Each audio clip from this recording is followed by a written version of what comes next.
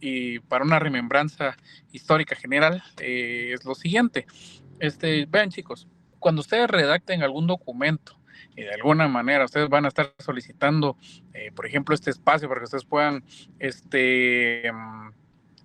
puedan venir y de alguna manera solicitar la evaluación, por ejemplo, aquí en la Universidad de San Carlos, la Facultad de Derecho, por lo menos tengan un poquito de cuidado a la hora de redactar. ¿Por qué? Les quiero comentar. Ustedes jamás en su muestra de interés jamás van a poner ustedes a quien interese. ¿Sabes? De primer lugar, de entradita está malo ya el documento, ¿verdad? Porque si ustedes son los interesados, ustedes ponen a quien interese, la persona que va a recibir va a decir, lo primero que va a decir es, puchicas, y que se crece y el que es el interesado es uno, es él, no soy yo, ¿verdad? Entonces son cositas que hay que tener mucho cuidado. Siguiente de ellos, estimados amigos, hacerles las observaciones, que siempre tengan que ustedes consignar sus apellidos, sus nombres, el número de carnet, su sección, su jornada, la evaluación a la que van a sustentar, pero principalmente, chicos, ahí en donde ustedes, no sé, donde están poniendo a quien interese, recuerden, tiene que ir dirigido a una persona. En este caso, pues tendría que ser al docente titular del curso, ¿verdad?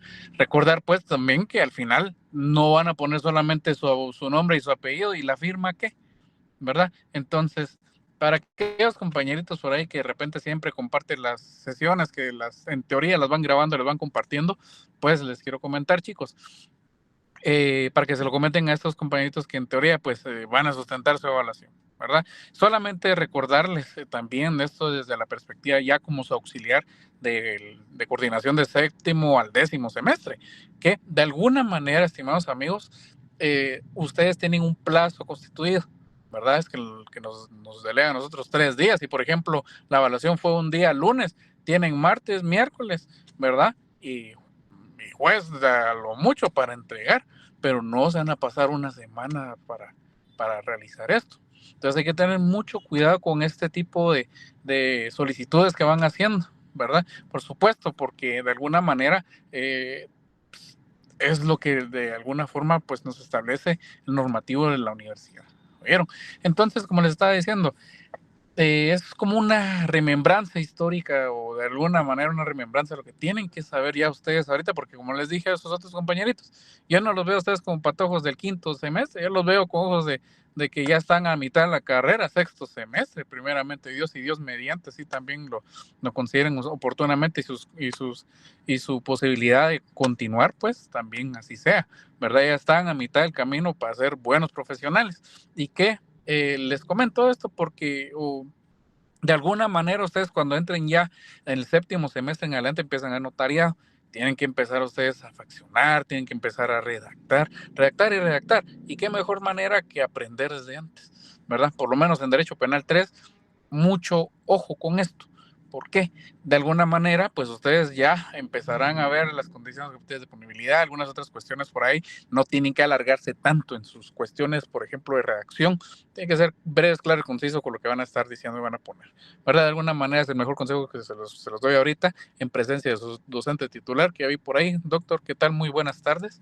Entonces, estimados amigos, compañeros, el llamado es, uno, a que empiecen ustedes a formar su criterio, su propio análisis. Dos abogados jamás pueden pensar igual. Eso es por cuestiones de por ahí, pues de alguna manera alguien está haciéndole las tareas a las dos secciones y no todos piensan igual, muchachos. Entonces hay que tener mucho cuidado con eso, ¿verdad? Entonces también a la hora de redactar y plasmar sus ideas en las condiciones, por ejemplo, que anteceden este tipo de análisis, pues todos van a coincidir con lo mismo, ¿verdad? Entonces, esto bajo uno de los principios que también, pues por prontamente ustedes lo van a ver, ¿verdad? Que tienen la libertad de faccionar, la libertad de redacción, ¿verdad? Son los principios fundamentales en notariado. Entonces, esto ustedes lo van a entender ya más adelante, ¿verdad? Salvo aquellos que se encuentran en el acto, pues, de la procuración, etcétera, etcétera, ¿verdad, chicos? Entonces, esas son las acotaciones o los consejos, de alguna manera, como les digo, sin ánimo de ofender a nadie, para que pues lo tomen en cuenta, que va a ser de suma importancia, no solamente ahorita, como les digo yo, es para la vida, no es para un momento para las personas que hasta ahí nomás tienen su pensamiento, ¿verdad? Entonces, se los digo como alguien que los aprecia, como las dos secciones, distintamente. Entonces es el consejito que por ahí les doy. Entonces, doctor, ¿qué tal? Muy buenas tardes, bienvenido. Ya les he comentado por ahí alguna cuestión, por si alguno de perdido salió así como hoy, 2 peloncitos salieron por ahí preguntando si podían enviar eso y mal redactar el documento, ¿verdad? Entonces siempre se les hace las observaciones, las 2 secciones, ¿verdad? Para que lo tomen en consideración en un futuro también, que pueda ser una situación así y que no vayan a decir, este vino de la San Carlos, porque tengo entendido pues que de alguna manera somos pilas para hacer todo esto, entonces entre compañeros siempre nos echamos la mano, ¿verdad? Entonces, doctor, muy buenas tardes, bienvenido, le cedo el uso a la palabra, seguimos compañeros, por ahí voy a andar conectándome de vez en cuando, o algún momentito, para ver de qué manera también pueda estar presente con ustedes. Con permiso, doctor.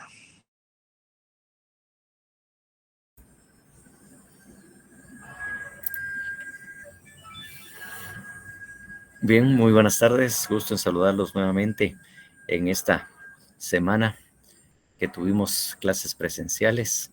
Hoy jueves, pues obviamente es la última de esta semana. Ya el día martes nos estaremos viendo en forma presencial o en forma real. Y obviamente no olvidando de que también el día martes es cuando vamos a hacer el examen extemporáneo, aprovechando ahí de una vez que vamos a tener clases. Bueno, entonces vamos a seguir adelante con nuestros análisis o de los que estábamos haciendo, ¿m? Eh, porque es necesario que avancemos. Incluso ahora pues me estoy deteniendo un poco menos en el tema de los análisis porque es algo que ya ustedes manejan, ya ustedes por el trabajo que ya hicieron en un momento, pues ya les puede servir o puede ser ya, ya, ya, ya más fácil de lo que al principio. Aunque todavía hay algunos que les cuesta, pues, porque efectivamente hubo algunos que sí, parece que sí les hicieron el trabajo. ¿Mm? Entonces tenemos ahí información por ahí de que hicieron el trabajo. Pero bueno, el problema lo van a tener incluso a la hora del examen final porque eh, siempre van a venir estos casos. Bueno, y obviamente si ustedes no han tenido la práctica y no generaron la habilidad para hacerlo, pues va a ser siempre problemático. Y como le digo, ahorita pues estamos tratando de avanzar con el poco tiempo que tenemos para poder, para iniciar obviamente el periodo de exámenes. Ya le dije como el 20 o 21 es la fecha de inicio de los exámenes y por lo tanto tenemos que avanzar bajo ese aspecto. Bueno, entonces vamos a, a continuar. Ya vimos lo relativo, estuvimos viendo lo de la quiebra fraudulenta y obviamente dentro de la quiebra fraudulenta algo que puede ser también una quiebra individual fraudulenta, si le podemos decir de esa manera, toda vez que en el artículo 352 que estábamos leyendo así de último, estábamos viendo de que había alguien o una persona que no quiere pagar, no quiere cumplir sus obligaciones frente a sus acreedores o las personas a quienes les debe, y obviamente está alzando sus bienes, está guardándolos, está escondiéndolos, ¿no? Y obviamente la forma en que él está guardando sus bienes es a través de las distintas acciones que enumera el artículo 352, ¿verdad? Eh, Alzar sus bienes. ¿Cómo alza sus bienes? Enajenándolos, gravare u ocultare, simulare créditos o enajenaciones, sin dejar persona que lo represente o bienes suficientes para responder el pago de sus deudas. O sea, esas son las acciones que está realizando. Claro, en la última parte también mencionamos un poco lo que es el resultado, ¿verdad? El resultado, porque lo que él pretende o la finalidad de alzar sus bienes o realizar cualquiera de las acciones que está ahí enumeradas es no responder por el pago de sus deudas. O sea, quedándose en una forma de iliquidez, en una forma de no tener capacidad de pago. No tengo con qué pagar, no tengo ingresos, no tengo dinero, no tengo bienes, no tengo nada en este momento con el cual yo pueda responder por las obligaciones que ha adquirido, ¿verdad? Bajo ese aspecto es que estamos nosotros trabajando precisamente el tema del alzamiento de bienes. El alzamiento de bienes es el genérico y las acciones que describen a ese alzamiento son los que ahí se dice, ¿verdad? Enajenar, gravar, ocultar, simular y todo lo demás. Entonces ahí tenemos precisamente eso. Y obviamente ya vimos que tenía resultado porque obviamente lo que quiere es caer o estar en una insolvencia o incapacidad de pago de sus obligaciones o de sus deudas. Eso es lo que no quiere hacer. Por eso mencionamos bien la negación de asistencia económica, porque es donde sucede muchas veces y mucho más frecuente cuando el obligado, ya sea por un convenio o por sentencia, tiene que pasar una pensión alimenticia. Entonces ahí es donde muchas veces anda escondiendo sus bienes, los pasa a nombre de otra persona, los esconde, a veces dice que ni siquiera tiene la capacidad económica para poder responder a ello, incluso dice que se quedó sin trabajo, o a veces dice que el trabajo que tiene únicamente le pagan el salario mínimo, ¿verdad? Y entonces que no tiene forma de pagar precisamente esos bienes. Y de alguna manera ya ha realizado las acciones. Entonces, así es como lo vemos en este caso.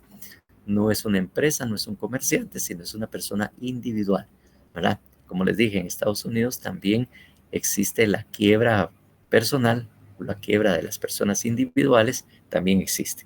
Y esa es una pequeña forma en que se puede dar, que se le declare que no tiene capacidad económica para poder cumplir con las obligaciones, ¿verdad? No tiene capacidad económica y tampoco tiene bienes para trasladárselos o pagar con bienes precisamente, ¿verdad?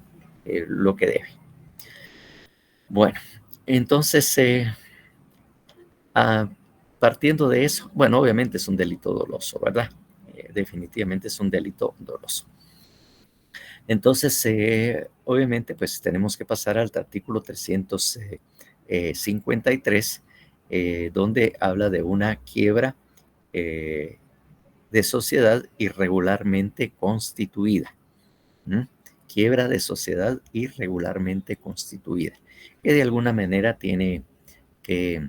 cae dentro del ámbito de lo que es el Código de Comercio o el derecho mercantil, obviamente porque las sociedades deben inscribirse en el registro, pero aquellas que no han cumplido con los requisitos de su constitución o de su registro porque no ha llenado todos los requisitos o solo tuvo una inscripción provisional y no cumplió con los demás requisitos o le faltaron algunos requisitos para poder inscribirlo. Obviamente, ustedes en el Código de Comercio, en el 356, ahí hay, se dice una sanción por falta de inscripción, ¿verdad? Entonces, ahí hay algunas multas, el tema de las inscripciones provisionales que no han terminado con los requisitos. Entonces, obviamente, en esos casos, pues la sociedad no está legalmente constituida. Aún le faltan ciertos requisitos para el Código de Comercio. Pero resulta que aquí, en caso de eso sucediera, pues tiene también el derecho penal o el Código Penal una respuesta para estos casos. Por favor, el 353. Sí, se lo leo yo, si quiere, licenciado. Gracias, Luis. Artículo 353. Quiebra de sociedad irregularmente constituida. Para los efectos de lo dispuesto en este código, se considerará fraudulenta la quiebra de toda sociedad constituida sin los requisitos legales y a quienes los constituyeron se aplicarán las sanciones establecidas en el artículo 350.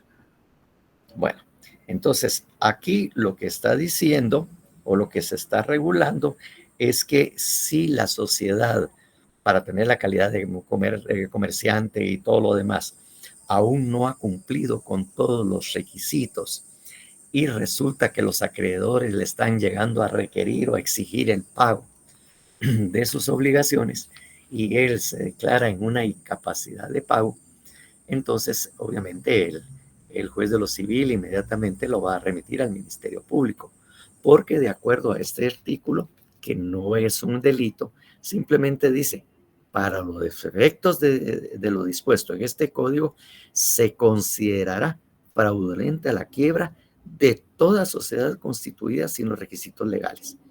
Es decir, al juez de lo civil, al requerir o de alguna manera presentar los documentos de esa sociedad mercantil, se demuestra y se ve que no está completa, no ha tenido su inscripción definitiva, automáticamente se considera una quiebra fraudulenta.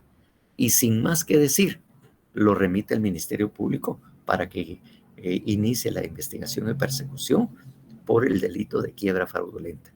Porque eso es lo que está indicando este código. Si es una sociedad, como quien dice, irregularmente constituida, se considera la quiebra es fraudulenta, automáticamente.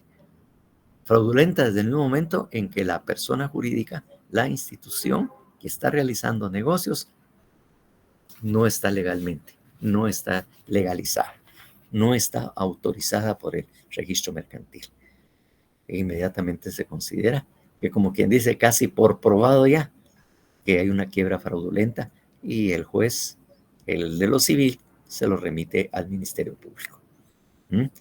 Como le digo, en sí no es un delito, sino que es una disposición que precisamente pretende que las sociedades cumplan con todos los requisitos establecidos en el Código de Comercio para poder trabajar, y que obviamente también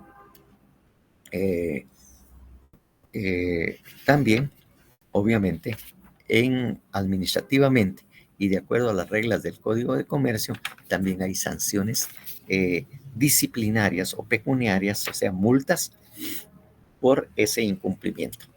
Y si llegara a nivel de un caso penal, automáticamente ya consideraremos eso.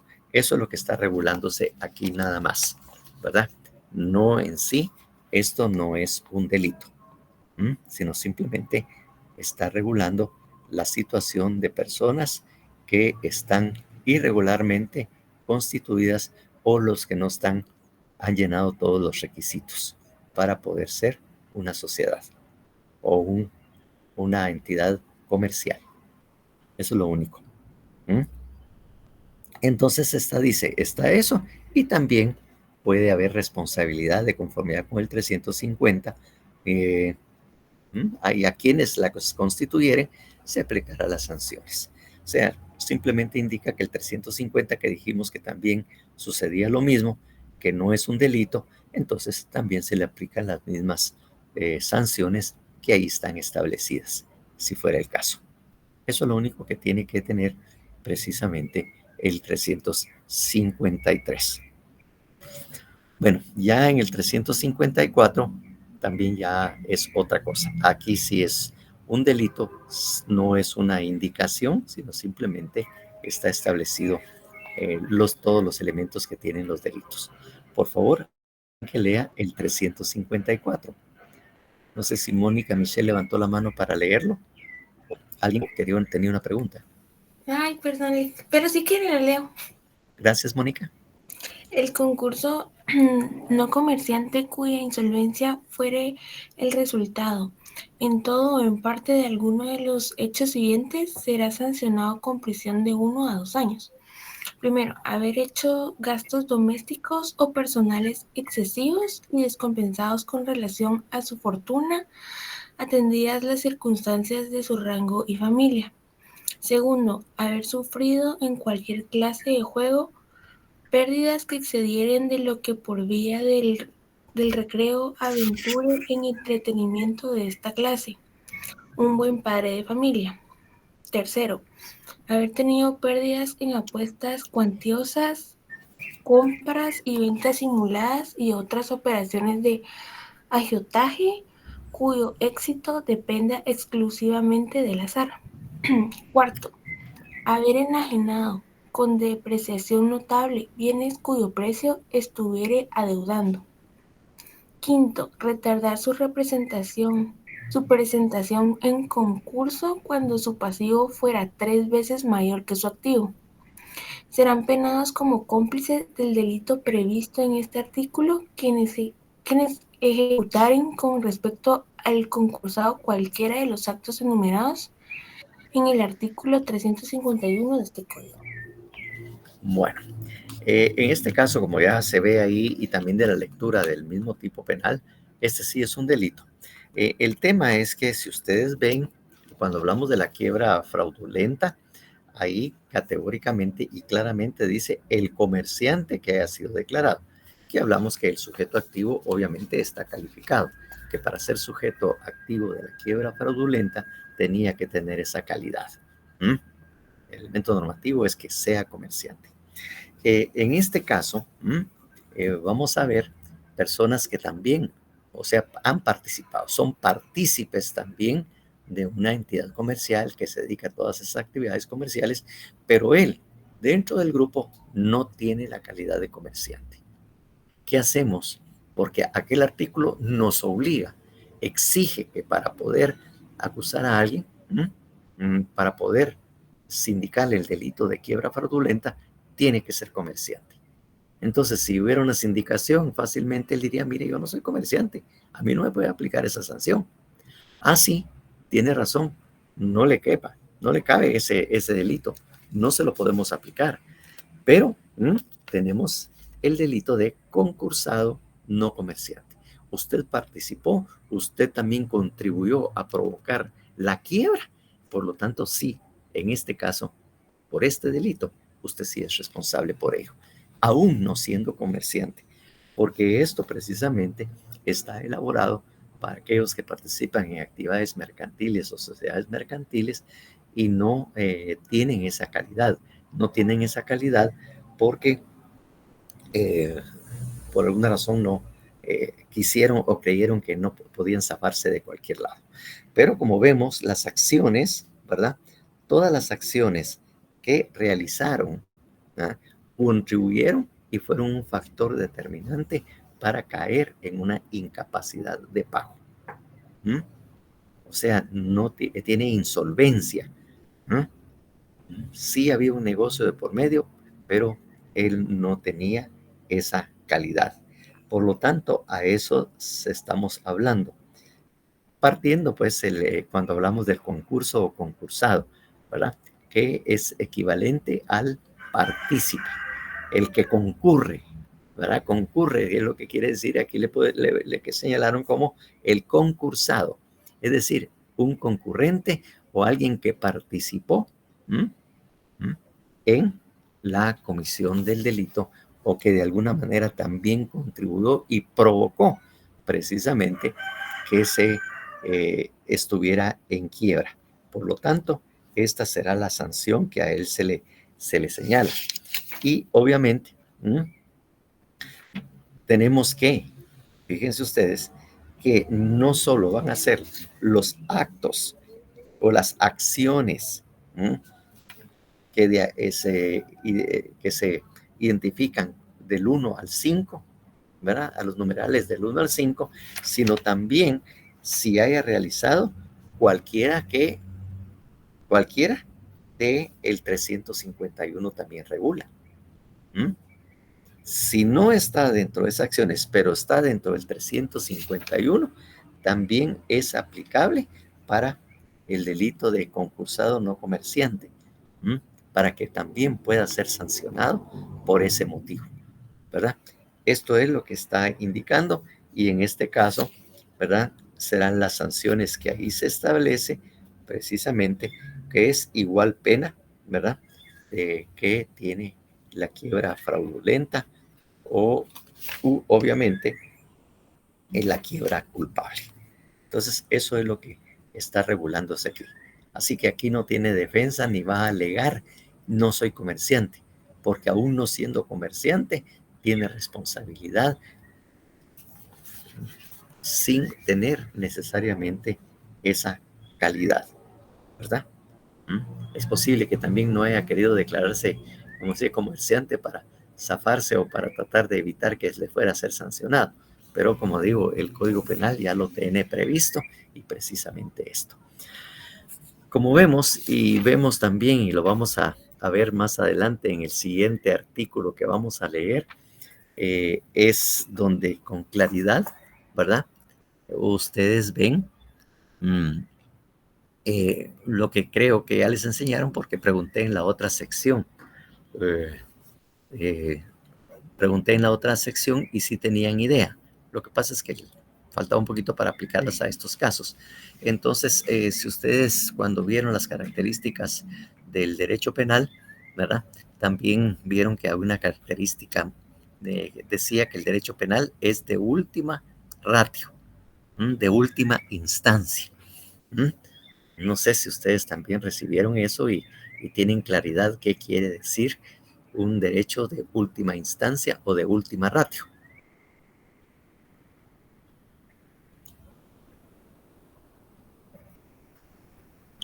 ¿Qué significa eso?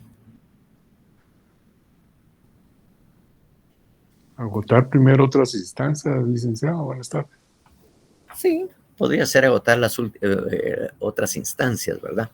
Es decir, por una parte es a la rama del derecho que acuden las otras ramas cuando no tienen, ven que las sanciones administrativas con que ellos cuentan no son suficientes para hacer cumplir con las normas o sancionar a las personas que no cumplen con sus requisitos o las condiciones que esa rama del derecho tiene. Entonces quiere decir de que es cuando ellos van y acuden al derecho penal como la última instancia a donde puedo acudir para que efectivamente se cumplan las obligaciones.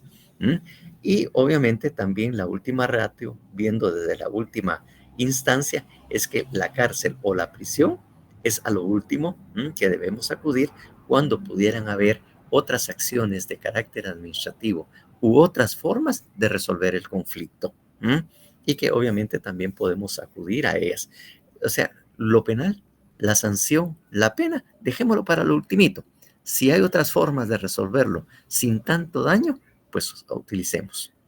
Pero cuando no, entonces acudamos al derecho penal para que cree ese delito.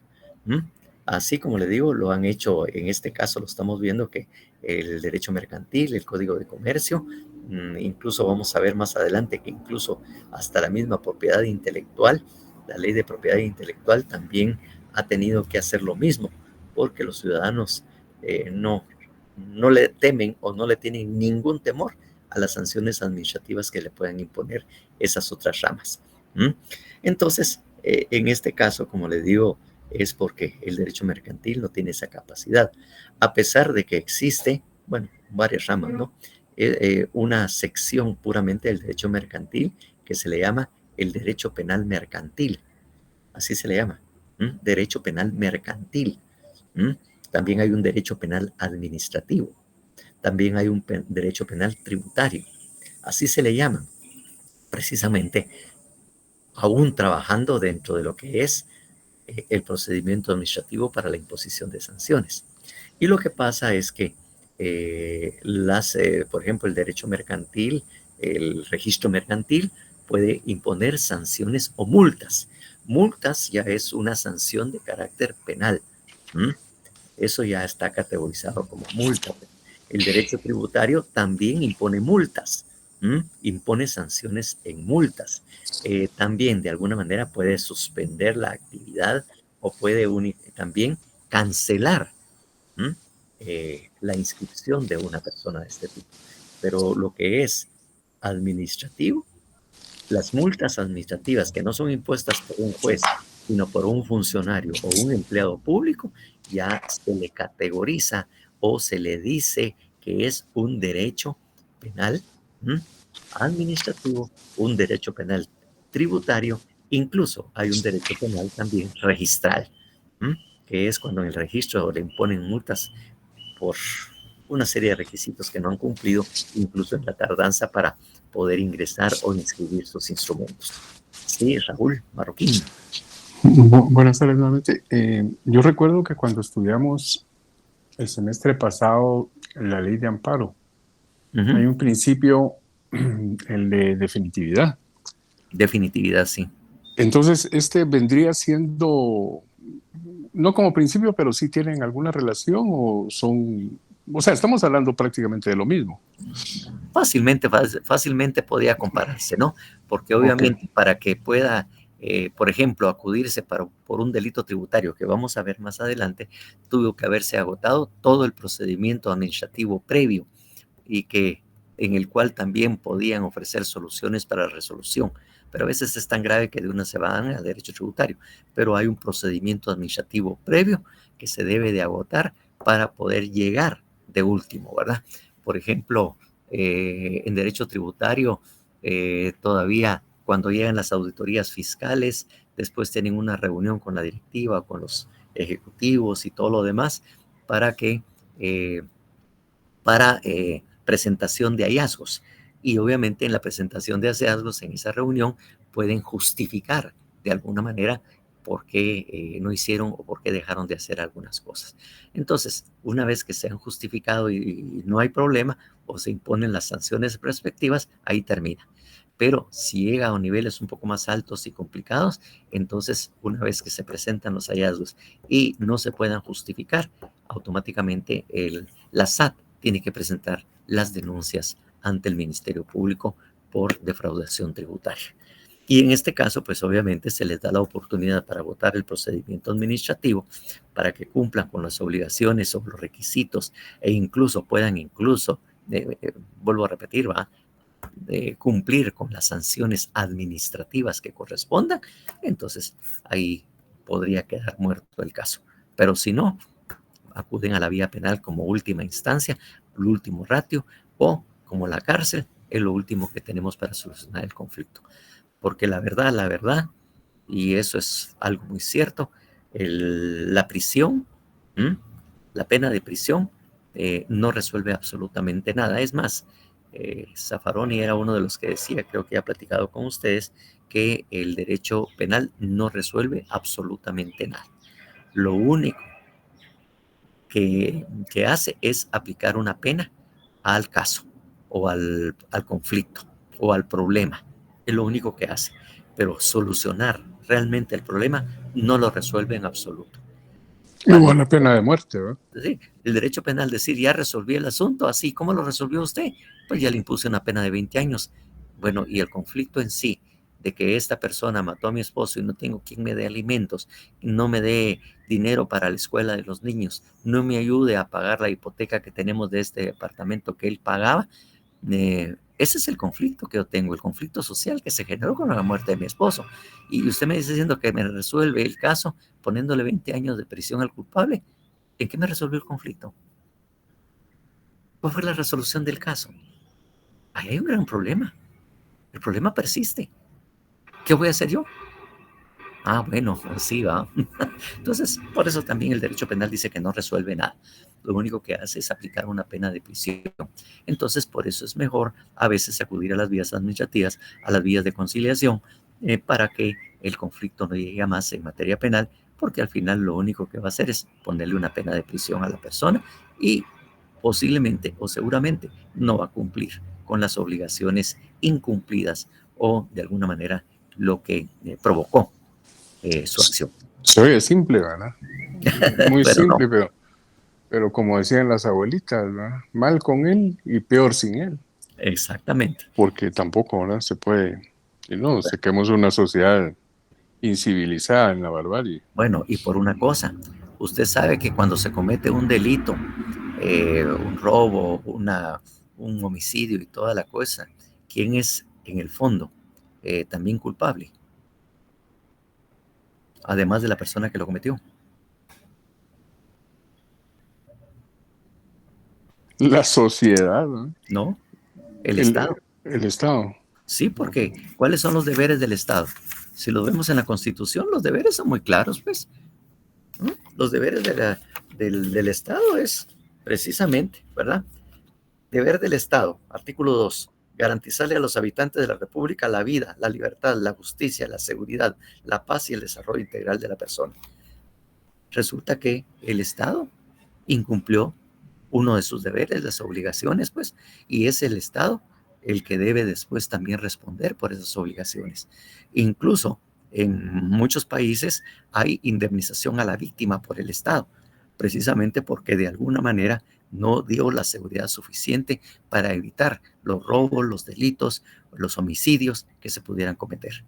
Allí incumplió el Estado con sus obligaciones.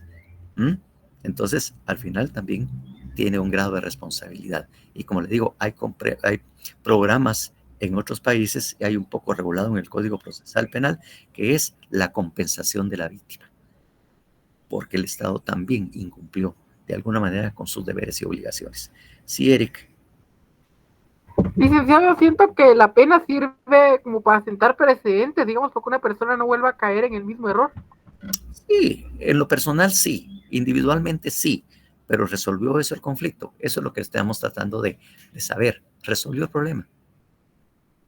Ahí dice, es claro, lo que pasa es que la acción penal precisamente genera eso, pues, evitar que se vuelva a cometer un delito.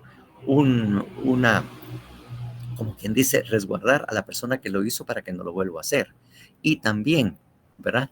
Una seguridad, una advertencia a todos los demás ciudadanos y decirles, ¿ya vio lo que le pasó a este? Lo condené a 20 años. Cuidado, vuelve a cometer ese delito. Por eso es que también, de alguna manera, tiene una acción en todo el público para que no lo vuelvan a hacer o no lo hagan, porque también van a ser sancionados igual a este. Esa es una medida ejemplar que está dando el Ministerio Público. Entonces, también es una medida directa a la persona para que dice, ¿viste lo que te pasó? ¿Viste dónde estás por el resto de tus 10, 15 años de vida? ¿Dónde vas a estar? No lo volvás a hacer. Si logras salir, no lo volvás a hacer. Y todos los demás que están viendo y oyendo esto, absténganse, porque igual o peor les puede ir. Eso es precisamente el tema en materia penal. Bueno, entonces les decía yo que de alguna manera, cuando vemos en estos casos, es precisamente para evitar, ¿verdad? Que las personas realicen estas actividades comerciales evitando o caigan precisamente en esto, porque de alguna manera, como le dijimos ya, se afecta a la economía nacional, se afecta a los individuos, se afecta a los acreedores que de buena fe se vendieron o pusieron sus bienes a disposición de estas entidades y de alguna manera nos afecta a todos. Entonces, esto es precisamente lo que trata de regular este delito de concursado no comerciante. Usted no es comerciante, pero de todas maneras hay sanción para usted, porque mire lo que usted hizo, lo que está regulado en el 354 o lo que está regulado en el 351. Usted contribuyó y provocó precisamente la quiebra. Usted precisamente lo hizo, pues. Entonces, esas son las cosas que se está regulando y se está tratando de evitar. La advertencia esa, la prevención particular y la prevención general. Previene al que lo hizo para que no lo vuelva a hacer y previene al público, a los ciudadanos, para que no lo hagan tampoco. Porque esto es lo que les va a suceder. Entonces, eso es precisamente lo que vemos acá, en este caso, y el papel del derecho penal, que resulta, como le digo, no porque no resuelva nada, no resulta o no deja de ser importante y una herramienta útil para resolver muchos conflictos, no para resolver, pues, pero por lo menos sancionar a aquel que no observe la ley, que no incumpla con sus obligaciones en distintas áreas. Bueno, eso es en cuanto a los delitos precisamente que estábamos a lo que es relativo a la quiebra e insolvencia punibles. O sea, la quiebra cuando es sancionable porque de alguna manera fue provocada, de alguna manera hubo acciones que provocaron esa insolvencia. No fue un producto mismo del negocio, que hay empresas que sí caen en esos niveles o negocios que caen efectivamente en la quiebra, una quiebra honesta, pero obviamente En estos casos es cuando de alguna manera se provoca y de alguna manera se benefician personas de ese dinero o ese estado de insolvencia. Se aprovechan de ese dinero y obviamente después no puede cumplir con las obligaciones. Bueno, entonces ahí tenemos esto. Y ahí tendríamos que continuar precisamente, ¿verdad? Precisamente tendríamos que continuar con lo que son delitos contra la industria y el comercio. Que aquí, obviamente, algunas de las instituciones que tenemos que ver, están no reguladas en el Código Penal, sino están reguladas, como les dije yo, en el Código Comercio y en lo que es la Ley de Propiedad Intelectual. Eso es precisamente lo que de alguna manera se está tratando de proteger o de alguna manera de ventilar, ¿verdad? Toda la cosa. Pero me olvidaba. ¿Hay alguna pregunta o alguna duda sobre el 354? Me fui de una vez al siguiente y no pregunté si había algo que teníamos que aclarar.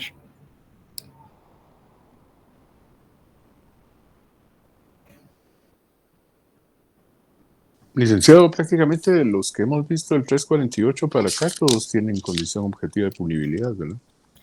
Sí, de alguna manera el concursado no comerciante es cuando hay una quiebra fraudulenta, o sea, declarada obviamente por el juez de lo civil, porque es el único que lo puede declarar, ¿va? No hay otro que pueda ventilar el tema de las quiebras, solo es el juez de lo civil.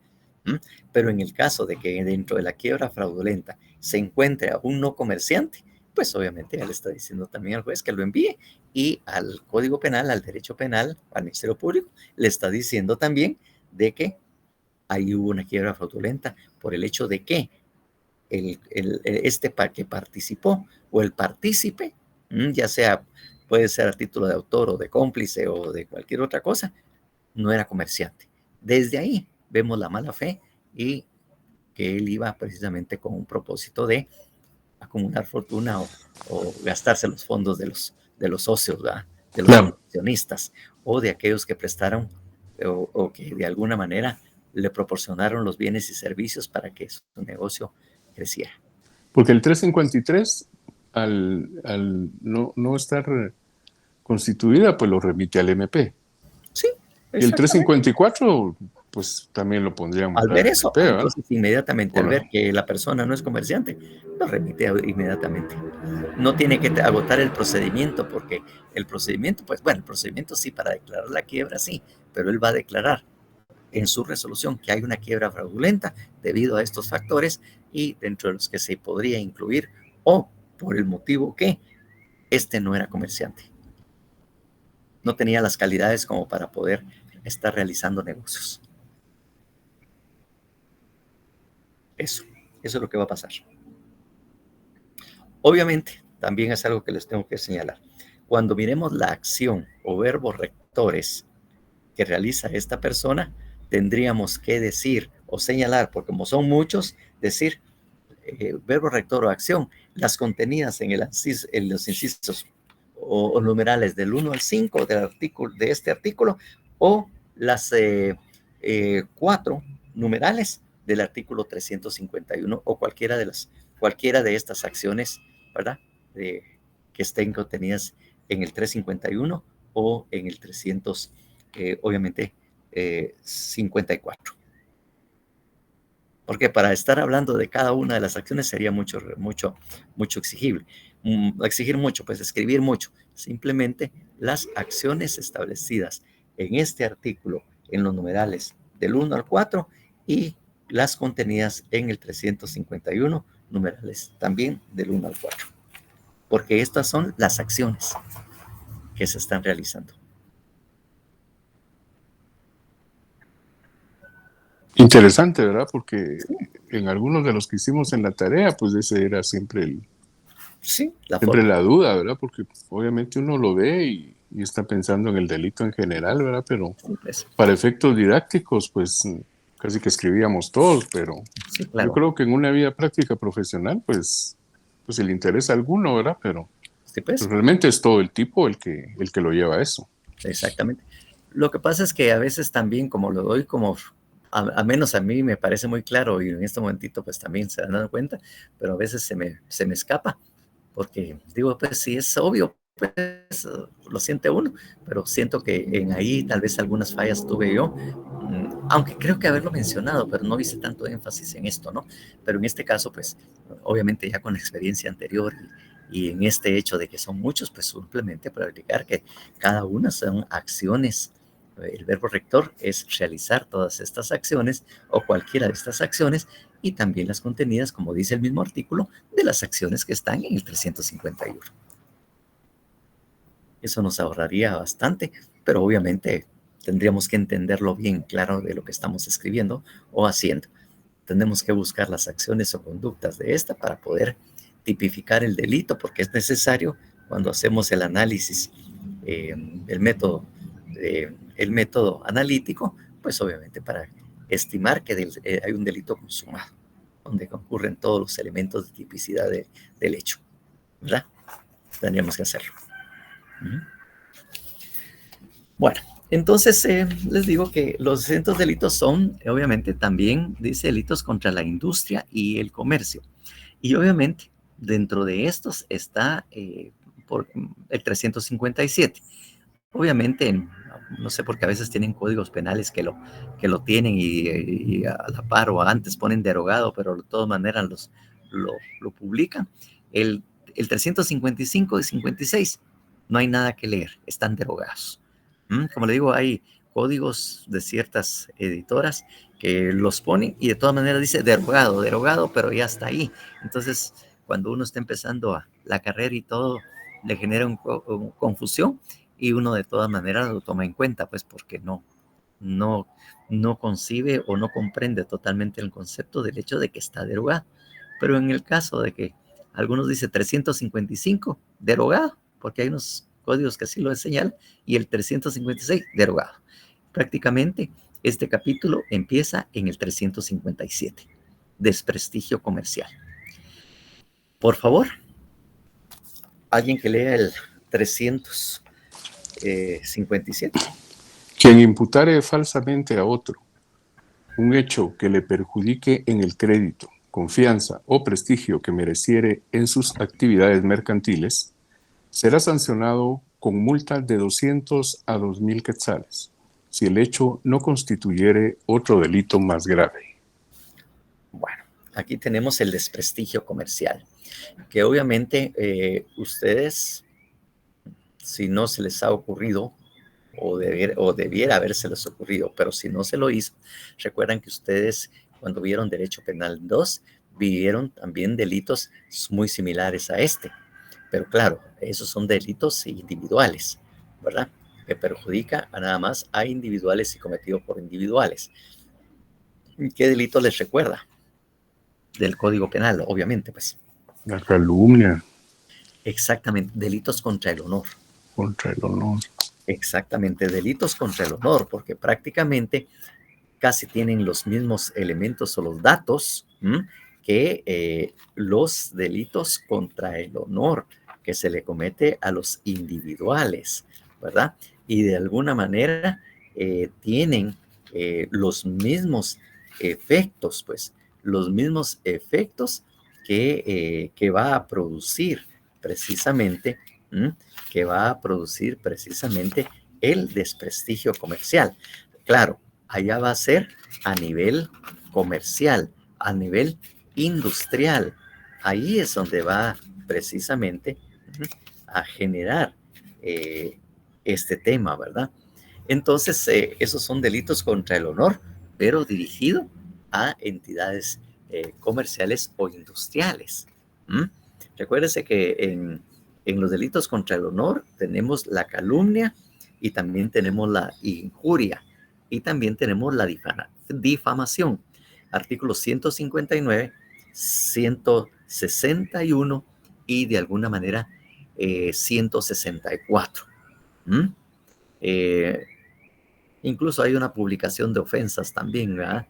Injurias o calumnias, ¿verdad? Inferidas a otra persona, que de alguna manera van a generar un desprestigio, pues de alguna manera tenemos que relacionar esos hechos, porque los efectos que produce son los mismos que podría producir en el descrédito o la deshonra de una persona. Porque dice aquí, perjudique en el crédito, confianza o prestigio que mereciere en sus actividades mercantiles. O sea, no va dirigido a su persona, sino va dirigido a la actividad comercial que la persona realice y que de alguna manera le va a causar ese desprestigio, desconfianza, ¿verdad? O descrédito a esa entidad. No sé si me doy a entender al hacer la relación con los delitos de honor, los delitos contra el honor. O nos sirve para entenderlo un poco mejor precisamente en este caso. Entonces, eso es lo mismo se está dando, ¿verdad? Se está injuriando, puede ser también calumniando o difamando, porque puede ser de repente también se publiquen este tipo de cosas y se genera ese resultado. No sé, ¿habrá alguna pregunta? Es decir, no hemos terminado de explicarlo todo, pero así de entradita, sí, más o menos estamos entendiendo la idea que se maneja en el 357. Sí, licenciado. Sí. A mí me da pena, y no es por nada, pero parece que los demás no intervinieran a veces, ¿verdad? Se quedan callados y todo, y aparece que el único que así está asistiendo fuera precisamente aquí el licenciado Raúl Marroquín, fuera el único que estuviera participando, porque en las otras secciones a veces sí me levantan los dedos y todo, pero aquí casi no escucho nada. El único que a veces aparece por ahí es Eric, que aparece también por ahí también, pero de ahí a los demás no me entero si están por ahí o no, pero no sé, esta pregunta para los demás, ¿sí están comprendiendo? ¿Sí está explicándome bien? ¿Ah? ¿Sí? Ah, perfecto. Ya me dio menos pena. Menos, porque siempre la tengo, pero de todas maneras, pues ya veo algunas personas que están reaccionando precisamente ante ese requerimiento. Entonces, eso es lo que se está generando precisamente esto. Entonces, obviamente, aquí la acción está claramente señalada y también no podemos negar que haya resultado, ¿verdad?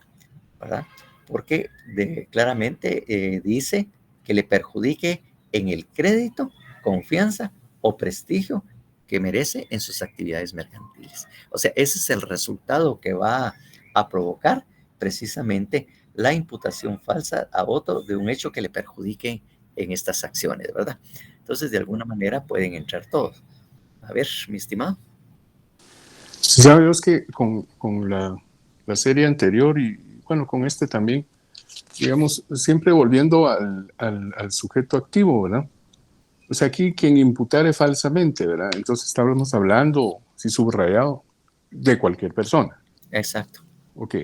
Entonces, si me voy, digamos, a ver el 354, el concursado no comerciante. El concursado no comerciante, ahí obviamente el sujeto activo es el concursado no comerciante. Podría ser.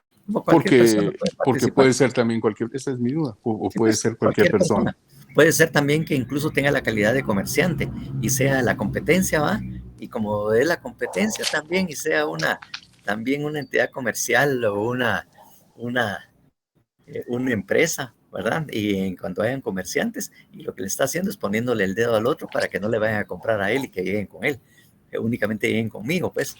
Eso es lo que pero yo lo que pienso es que no es tan cualquier persona, ¿verdad? Porque si vemos el 348 y el 349 dice el comerciante que haya, pues, pero por lo menos tiene que ser como el ejemplo aquel del facultativo, va a ser facultativo, en este caso ser comerciante. Sí, pues, pero claro, aquí por eso dice quién. Puede ser ese, puede ser no comerciante, puede ser cualquier persona, incluyendo el concursado, digamos. El concursado puede ser cualquier persona. Cualquier persona, exactamente, puede ser cualquier persona que realice. Son no comerciantes. Exactamente. Muy bien, esa era mi duda. Gracias. Bueno, Luis Pablo. Sí, una pregunta. El elemento normativo aquí podría ser que el hecho imputado sea falso, porque si es verdadero, pues no es delito, ¿verdad? Ajá. Pero si es falso, si es delito, entonces Sí, ese pues. es el método normativo. O sea, claro, el imputare falsamente, pues. Ujú. Imputare falsamente, claro, porque si fuera verdadero la imputación que se le está haciendo y toda la cuestión, pues hay entidades que van a encargarse de velar esos hechos, pues. Si de alguna manera lo que él le está señalando y que está afectando al consumidor, porque de aquí de alguna manera el afectado directamente podría ser el consumidor, ¿va? El consumidor que está haciendo que esta entidad lo esté engañando, pues, por ejemplo, ¿verdad? Entonces a él lo señala.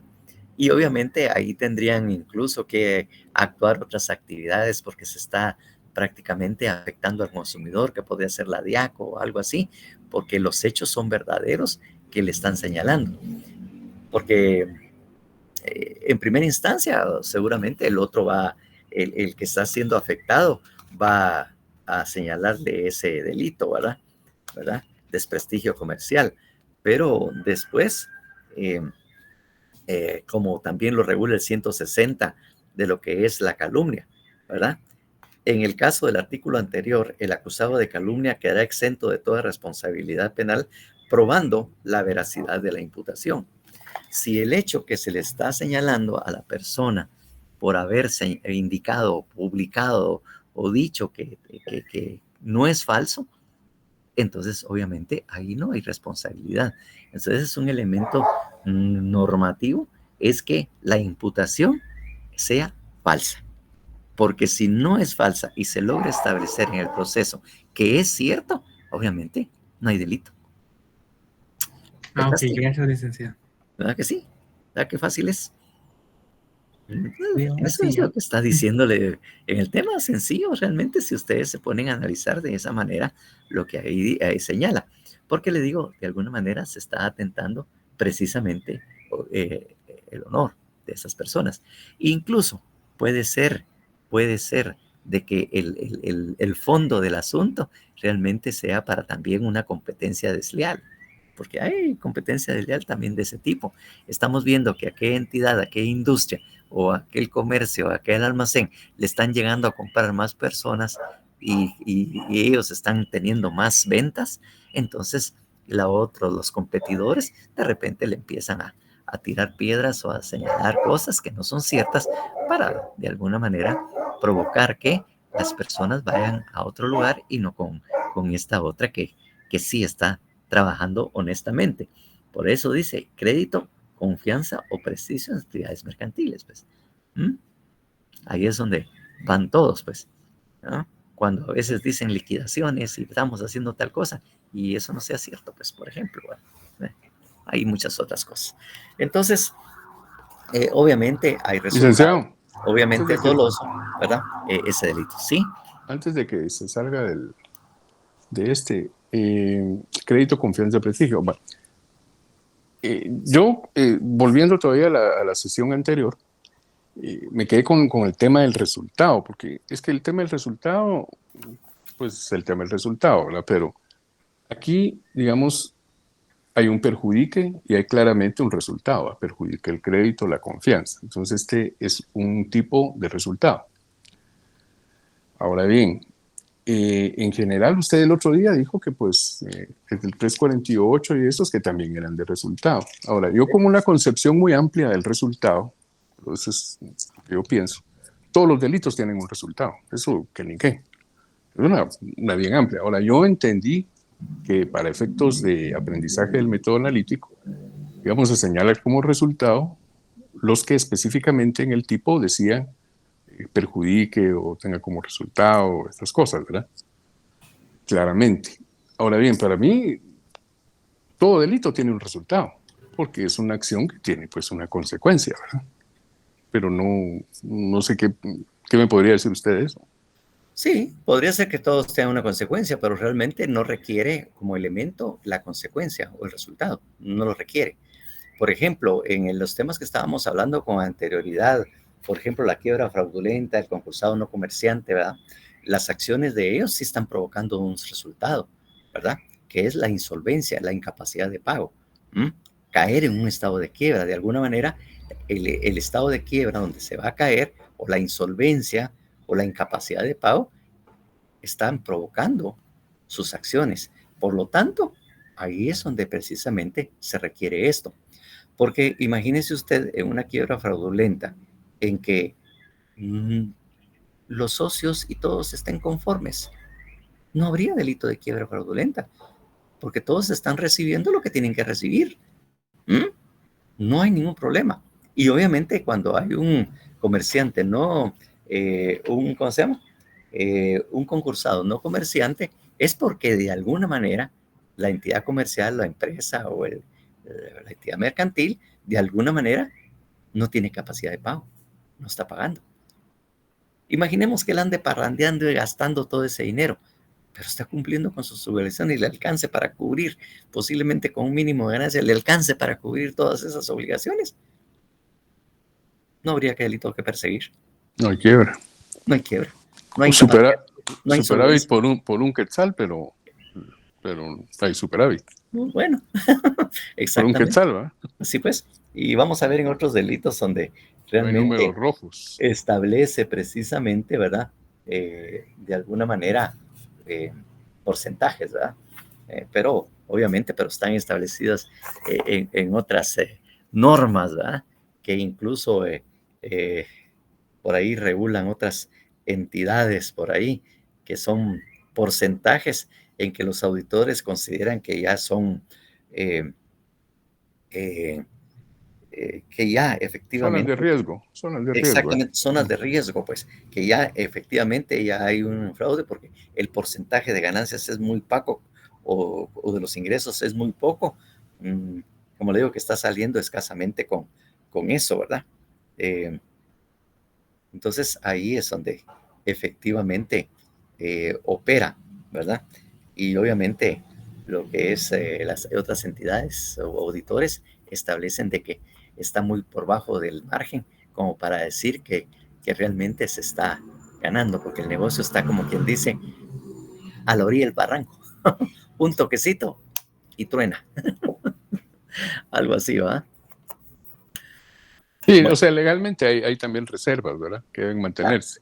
Sí, Independientemente del superávit, hay una cantidad de reservas legales que deben hacerse, ciertos porcentajes, ¿verdad? Entonces, si ya cumplió con esas reservas, pues de alguna manera aún así está cubierto, pero obviamente el negocio es hacer dinero, ¿verdad? Sí, en la medida en que no se toque ni siquiera puede estar en riesgo el capital social. Así es. Eso es importante, ¿verdad? Que el capital social esté todavía inerte, porque el capital social en un momento determinado puede servir en cierto momento para cubrir eso. ¿Va? Los 5,000 pesos, dice. Los déficits, sí. Sí, es que es de 5,000 pesos, ¿verdad? Porque como ese es el mínimo, no es el mínimo, pero realmente así lo empiezan, pero ya después crecen los capitales, que ya 5,000 pesos ya no se cree que tenga eso, ¿verdad? No, yo creo que el capital social no son 5,000, ¿verdad? Usted por lo menos ya tiene el millón. Pero pasa es que a medida de que el capital social crezca, así son los impuestos que se tienen que pagar por la inscripción. Entonces muchos optan por el mínimo, aunque después haya un aumento pues al capital social, porque de alguna manera es un capital que de alguna manera está cuidado o resguardado. Esto está, ahí se mantiene. ¿Ves? Suscrito y pagado, dicen los contadores. Exactamente, suscrito y pagado. Bueno, entonces eso es lo que precisamente, entonces como le digo, este delito es doloso, obviamente tiene resultado, las acciones están claramente establecidas, ¿verdad? Imputar falsamente a otro hechos que le perjudiquen, ¿verdad? Eso es lo que se trata y obviamente ahí tenemos el resultado que es el desprestigio, desconfianza, ¿verdad? O descrédito. Eso es lo que va a provocar esa imputación falsa. Obviamente es doloso y la persona actúa con la finalidad o con la persona o cualquier persona que actúe en ese delito, ¿verdad? Actúa con la finalidad de provocar ese desprestigio, obviamente, comercial. Esas tres situaciones que leímos. Entonces ahí lo tenemos todo. Bueno, en este tampoco hay COP, digamos. En este tema de la competencia desleal, vamos a ver algo muy particular en el 358 que vamos a leer a continuación. ¿Va? Una cuestión muy particular que, para que miren que sí existe, ¿va? En pocos, pero existe. Por favor, alguien el 358, por favor. Si quiere, leo yo otra vez, Nico. Ahí está Giselle, no sé. Ah, bueno, perfecto. Para que eso no se nos canse usted. A ver, para que descanse un poco, aunque descanse no en paz, sino que un poquito nada más. RIP. A ver. Artículo 358. Competencia desleal. Quien realizare un acto calificado como de competencia desleal, de acuerdo a las disposiciones sobre esa materia contenidas en la Ley de Propiedad Industrial, será sancionado con multa de 50,000 a 100,000 quetzales, excepto que el hecho constituya un acto de violación a los derechos de propiedad industrial tipificado en el artículo 275 de este código. Bueno, entonces ahí tenemos que el 275, de alguna manera también de este código, regula este tipo de actividades, ¿verdad? Que son los delitos contra el derecho de autor, la propiedad industrial y delitos informáticos, ¿verdad? Que eso es lo que está regulando esta parte. Pero en aquel caso es en el ámbito, como dijimos ahí, industrial, ¿verdad? Ahí estamos hablando, ¿verdad? Que es un delito nuevo, que es una alteración fraudulenta, que es otra cosa, ¿verdad? Que es el 275 bis. Y el 275 es violación a los derechos de propiedad industrial. Eso es lo que está regulando. En este caso, lo que vamos a tratar de evitar es la competencia desleal. La libre competencia es el tema real de esto, ¿no? Y eso, obviamente, hay normas en el Código Penal, en el Código de Comercio que lo regulan, ¿verdad? Por ejemplo, en el título 2, artículo 361, por ahí hay un título que se llama Protección a la libre competencia. Entonces, entra dentro de otro campo, no es simplemente el tomarse estos hechos, sino que en tanto entran en la competencia. Sí, Raúl había levantado la mano. Sí, digamos en el caso aquí que hace referencia este tipo al 275, y cabalmente me fui al 275 y es pues una lista bastante larga de propiedad industrial, y está el bis. Ahora, cuando en el tipo dice 275, yo debería tomar en cuenta el 275 y el 275 bis, o solo el 275. Esa es mi pregunta. Bueno, obviamente aquí lo que señala es el 275. Derechos de propiedad industrial significan el artículo 275 de este código, ¿verdad? Obviamente, en la época que salió esto, porque no hay ninguna reforma, ninguna cuestión, entonces solo debemos contar, obviamente, el 275. El bis lo debemos excluir, obviamente. Gracias. Bueno, entonces ahí lo tenemos, pues. Pues bien, entonces en este caso, pues obviamente ahí lo tenemos. Pero en este artículo en particular, estamos viendo una institución muy particular del derecho penal, ¿verdad? Cuando en el artículo dice, de acuerdo, quien realizara un acto calificado competencia desleal de acuerdo a las disposiciones sobre esta materia contenidas en la Ley de Propiedad Industrial, ¿qué nos está diciendo? O qué esta institución o este envío que nos hace a la Ley de Propiedad Industrial, ¿qué nos está indicando?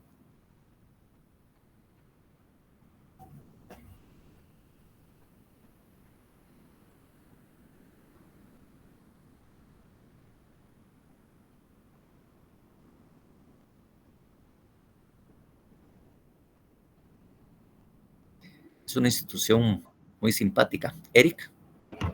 Es competencia desleal, podría ser como cuando una empresa tiene privilegios que las demás empresas no tienen, como un mayor capital. Bueno, ahí sería otra situación, ¿verdad? Esa sí es una competencia desleal, pero no es eso, realmente. Ahí vamos a ver eso. Ahorita lo que estamos viendo es esa particularidad que nos está remitiendo a la ley de propiedad intelectual.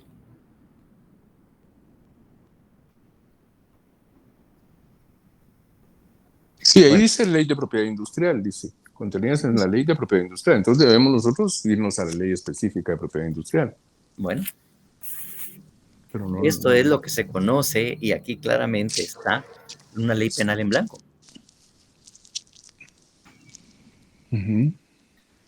O sea que eso es una ley penal en acto, porque aquí solo está establecido el delito y la pena, pero no sabemos cuáles son las acciones o cuáles son los hechos para poder calificar de ley de delito. Para saber si es delito, tenemos que irnos a la ley de propiedad intelectual, ¿verdad? Ahí es industrial.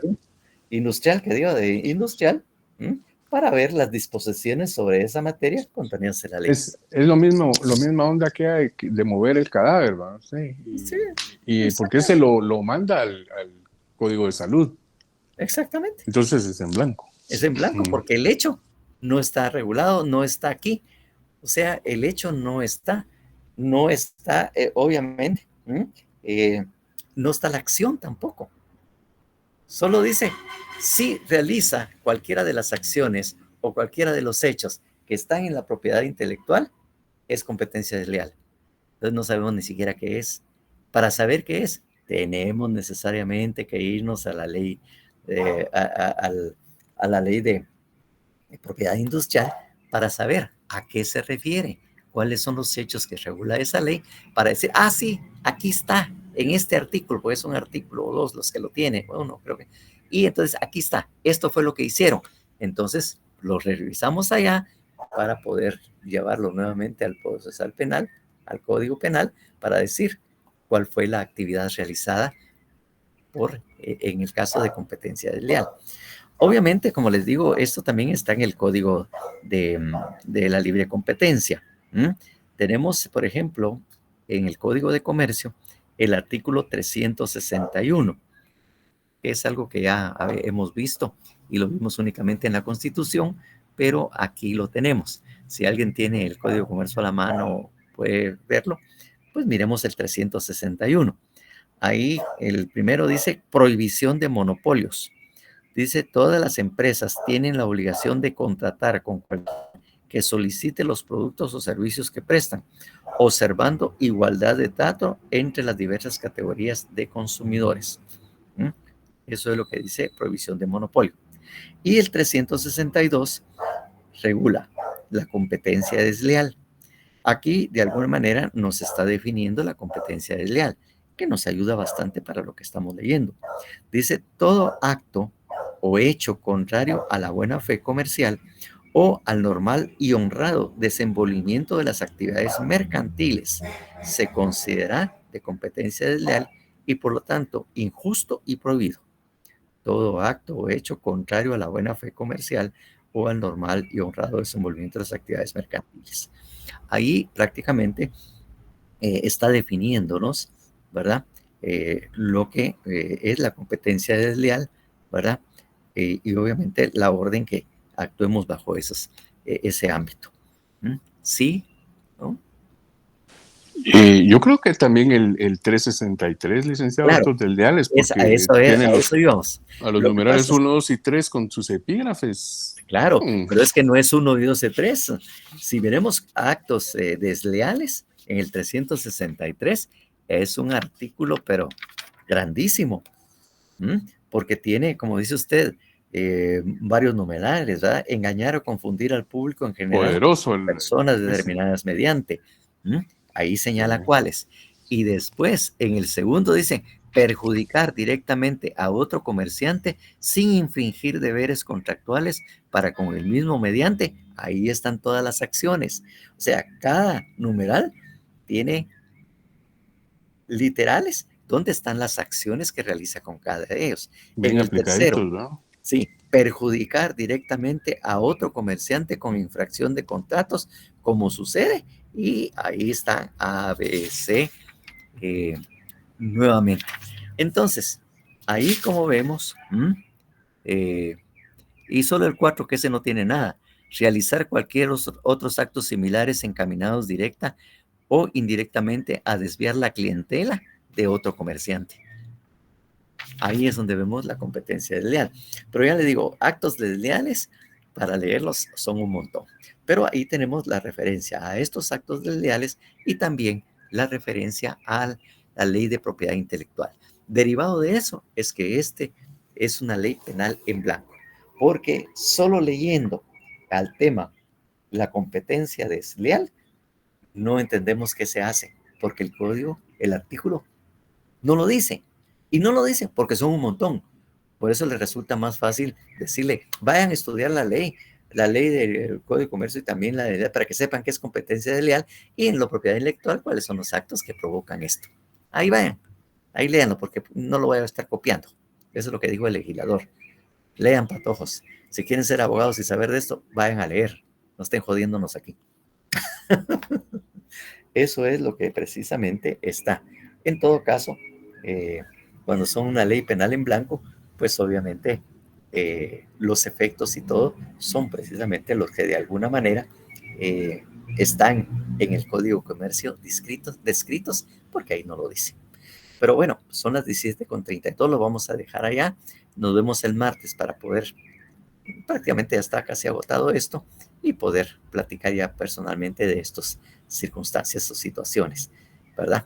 Entonces, ha sido un gusto estar nuevamente con ustedes y nos vemos precisamente el día martes. Para mí ha sido.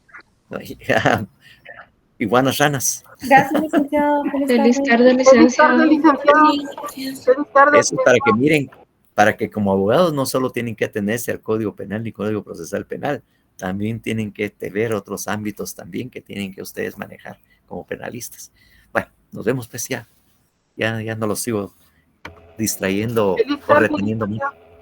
Bueno, pues Eric, gusto saludarlo, gracias por su colaboración.